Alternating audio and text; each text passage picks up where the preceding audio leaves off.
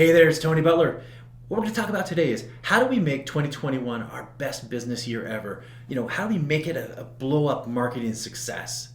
Okay, but before we start talking about that, please help me out. Like this video. If you haven't yet, follow our channel. I'm going to be publishing really regularly this year. I'm going to be delivering a tremendous value. So I hope to see you every week.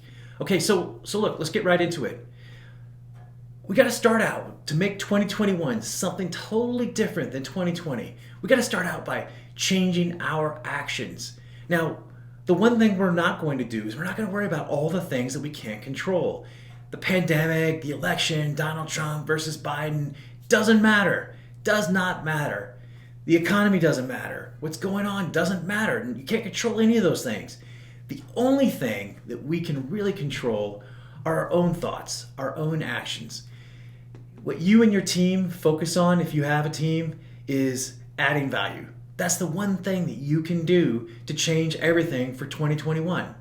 Now, the number one thing that I can control in my business that is going to help everything grow is how do I market? What do I publish? What's my brand messaging? And you got a choice. Are you going to be a beacon of light or are you going to be a black hole of negativity? Because that really matters.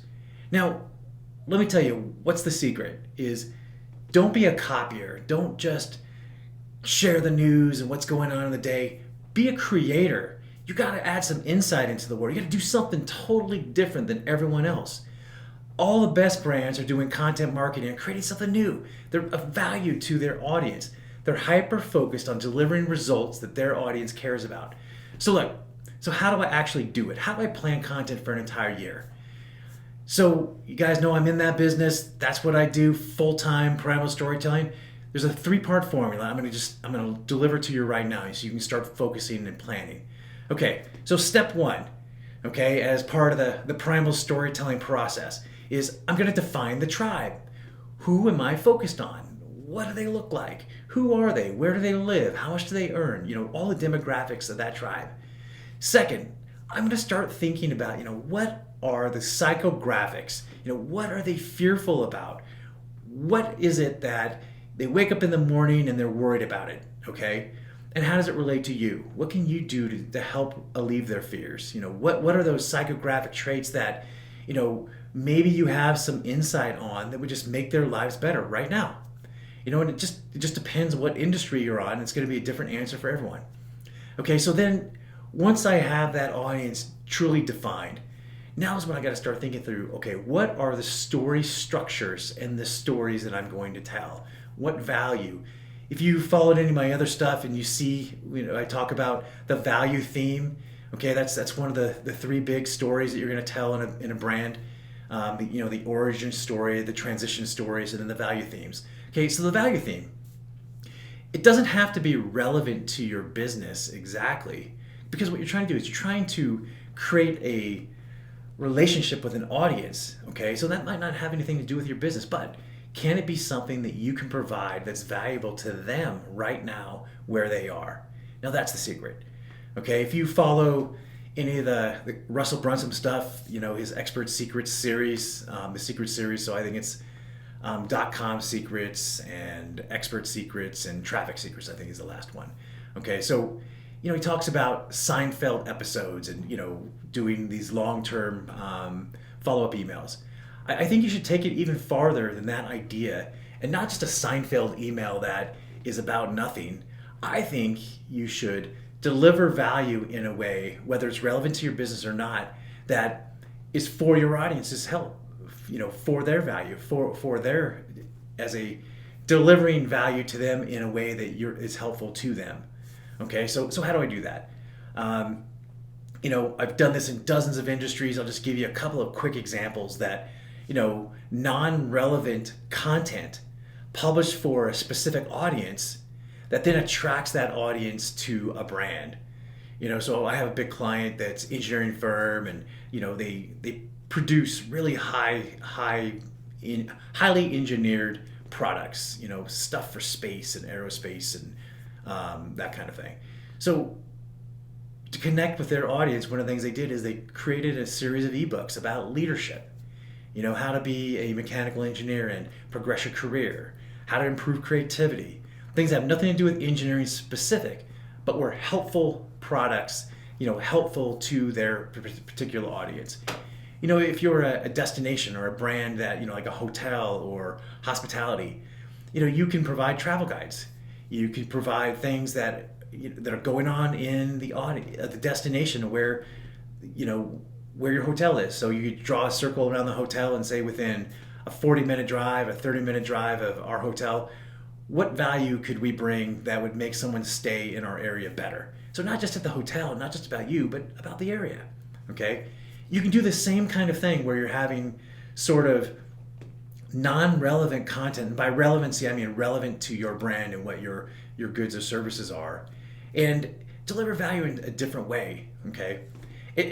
Now, the argument that I get from brands is that that's really hard. I don't know anything about leadership. I don't know anything about creativity or something else.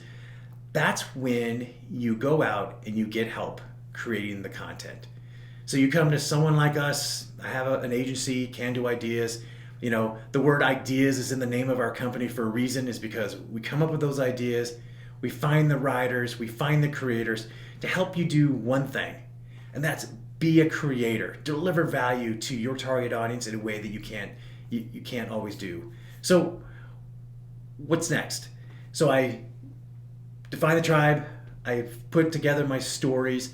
Now I'm going to do one last step, and this is the most important. This is the secret sauce.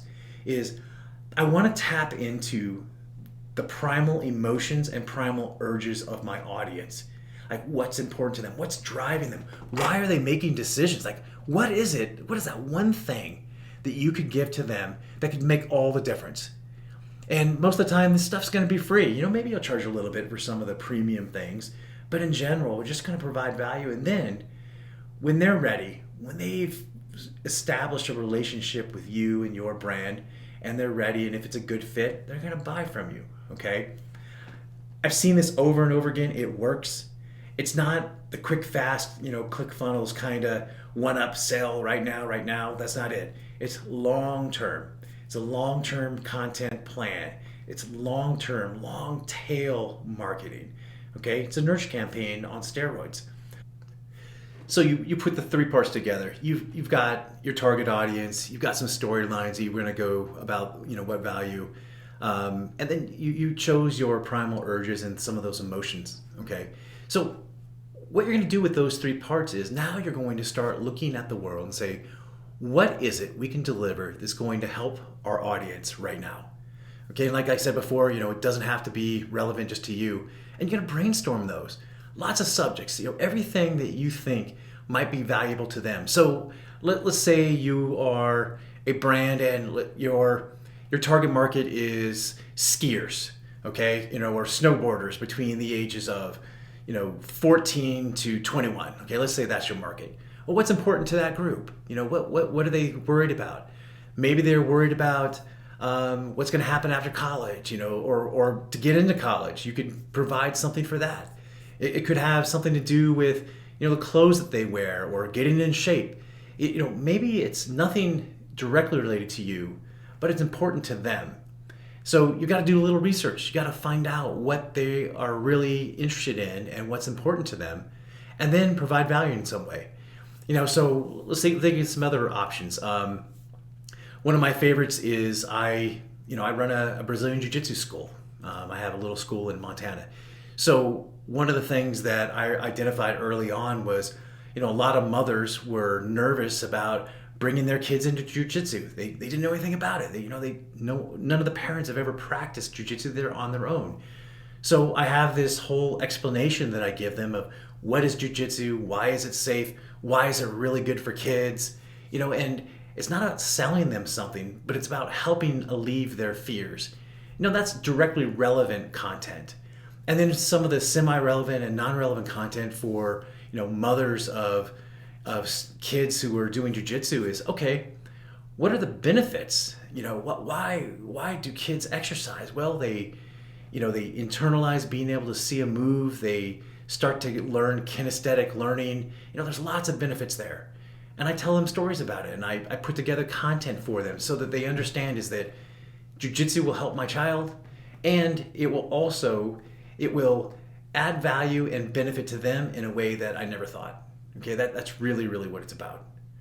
All right, so that is the way you're going to create content for a year that's going to make your marketing a success, and you're going to make 2021 your best year ever. So please like this video, follow, and I hope to see you till next time.